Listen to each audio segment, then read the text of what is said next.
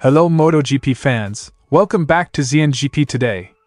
Despite a triumphant weekend for Gresini Racing at their home circuit in Misano, the victory celebrations were overshadowed by the booing of Marc Marquez during the podium ceremony.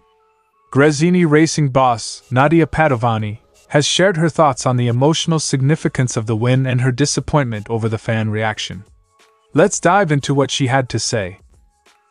Ducati's dominance in MotoGP is undeniable, but experts are already predicting a major challenge on the horizon. With new rules set to come into effect in 2027, Ducati's current supremacy could be tested in a big way. As they prepare for the next few seasons, questions about their long-term strategy are beginning to arise. Here's more on what analysts and insiders are saying about Ducati's potential future problems. Jorge Martin's journey in MotoGP has taken a new twist, as the Spanish rider is set to leave Ducati's satellite team, Pramac, and join Aprilia for the 2025 season. With Ducati choosing Marc Marquez over him for the factory team, Martin is determined to prove that the Italian manufacturer made the wrong decision. Here's more on what's driving Martin forward as he leads the 2024 MotoGP Championship. Don't forget to click subscribe button and the bell icon for MotoGP news update.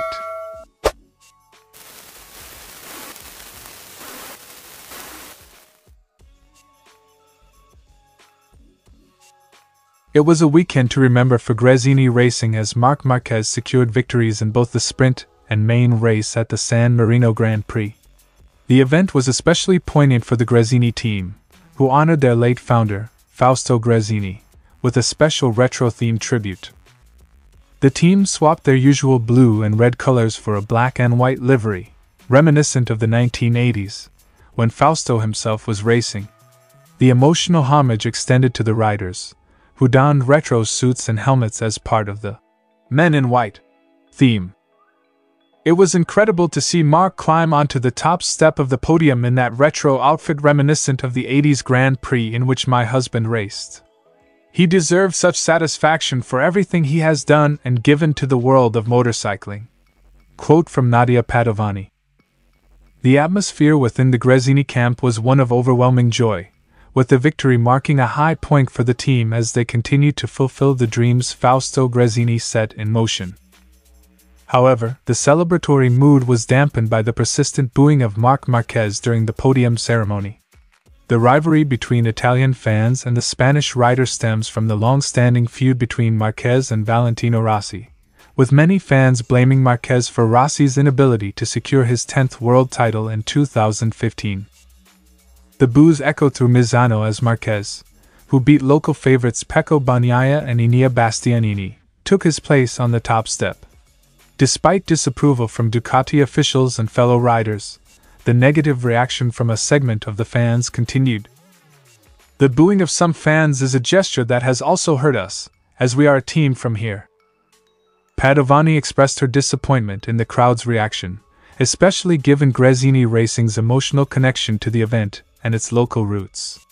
The team, based in Italy, had hoped for a more respectful reception after enduring their own tragedies, including the losses of Daijiro Kato, Marco Simoncelli, Sick, and Fausto Gresini. For Nadia Padovani, the booing felt particularly unjust after all the hardships Gresini Racing has faced over the years. Losing key figures like Kato, Simoncelli, and her husband Fausto have profoundly affected the team. The weekend at Misano was intended to be a celebration of their legacy and perseverance, but the negative fan behavior left a bitter taste. We have been through a lot with the deaths of Kato, Sick, and Fausto, and we did not deserve this, Padovani concluded. Her words reflect not only the pain caused by the disrespectful fan behavior, but also the emotional toll of the team's journey. Gresini Racing has weathered many storms, yet Padovani and the team continue to honor their late founder's vision with grace and determination. Nadia Padovani's heartfelt words serve as a reminder of the sacrifices and challenges that come with motorsport. While the weekend was meant to honor the memory of Fausto Gresini, it also shone a light on the enduring tensions within MotoGP fandom. As Gresini Racing moves forward, Padovani remains focused on keeping her late husband's legacy alive, with hopes that respect will ultimately prevail in the sport they all love.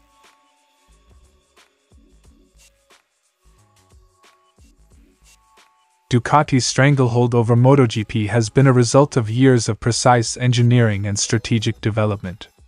After ending a 15-year drought for the Premier Class title in 2023, the Italian manufacturer has remained at the forefront of the competition. With riders like Pecco Bagnaia, Jorge Martin, and Marc Marquez battling for supremacy, Ducati is set to dominate once again this season. However, TNT Sports' Neil Hodgson has raised concerns about whether Ducati is reaching its peak. Eventually, if you draw a graph, is this the top? The sweet spot? Will it start to dwindle? My feeling is that Ducati's peak is next year. If they improve this bike, the factory team could win every race. Quote from Neil Hodgson. By 2025, Ducati will see Marc Marquez join Pecco Bagnaia in what is expected to be a fearsome pairing. But even with such a strong lineup, long-term sustainability could be in question. One of the major challenges Ducati is expected to face is the 2027 rule change, which could impact how teams develop their bikes. Ducati's engineering prowess, led by Gigi Dall'Igna, has given them a significant edge, but these new regulations could potentially shift the playing field. The issue is the rule change in 2027. Do you continue throwing £50 million per year at it, or do you switch to focus on 2027? Quote from Neil Hodgson. This question presents a difficult decision for Ducati, whether to continue pouring resources into their current dominance, or start shifting their focus towards the future. Michael Laverty weighed in on how Ducati was able to turn things around after years of struggle, pointing to the development work led by Dall'Igna and the company's focus on in-house engineering talent. They didn't buy in knowledge, they developed it in-house, put their engineers through university, and spread their teams across different disciplines. Now, with 4 teams and 8 riders, they've refined the package to a point where they are leading in terms of innovation and performance.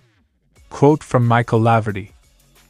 Laverty highlights that Ducati's long-term investment in building a solid foundation has paid off, making them the benchmark for other manufacturers.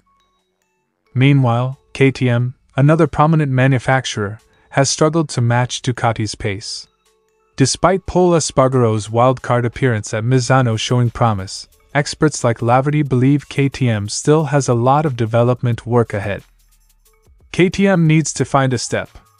We were hoping they'd get closer to Ducati this season, but the reality is they've fallen further behind in terms of lap times. Laverty told by Crash. As KTM prepares for the 2025 season, with the arrival of Pedro Acosta and a factory-backed team, they'll be hoping to bridge the gap to Ducati, but for now, the Italian team remains firmly in control. Ducati has undoubtedly earned its current place at the top of MotoGP, but with significant challenges looming, including new regulations and rising competition, their future dominance could be tested. As we look ahead to the 2025 season, with Marc Marquez joining Pecco Bagnaia, all eyes will be on whether Ducati can maintain their lead or if they'll need to rethink their approach to stay ahead in the rapidly evolving world of MotoGP.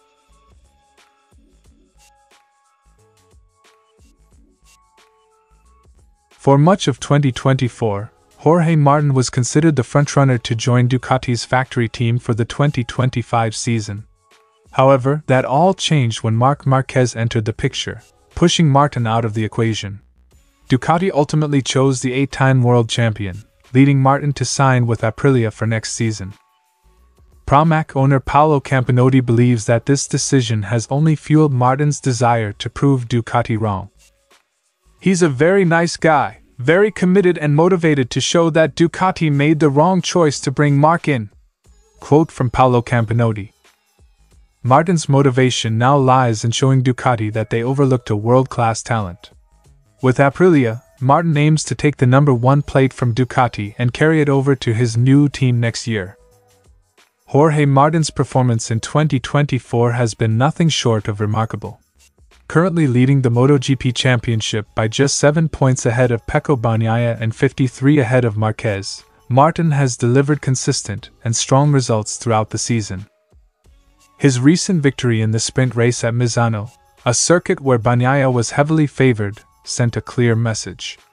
Martin's dominance in that race, particularly at a track where Bagnaia practically lives, was a significant mental blow. It was Pecco's home.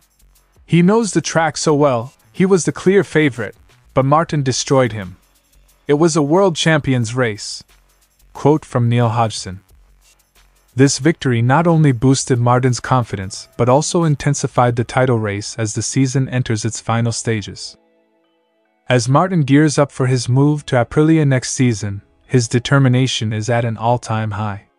With Ducati focusing on their factory duo of Bagnaia and Marquez, Martin is eager to show that Aprilia's faith in him will pay off. His championship lead, and his ability to deliver under pressure, are clear indicators that Martin is ready to challenge the best in the sport, regardless of which team he rides for. Jorge Martin's quest to prove Ducati wrong has given him added motivation as he leads the MotoGP championship. With his sights set on finishing this season strong and making a statement with Aprilia next year, the battle for supremacy in MotoGP is far from over. As we head into the final races of the season, all eyes will be on whether Martin can take the title and show Ducati what they missed out on.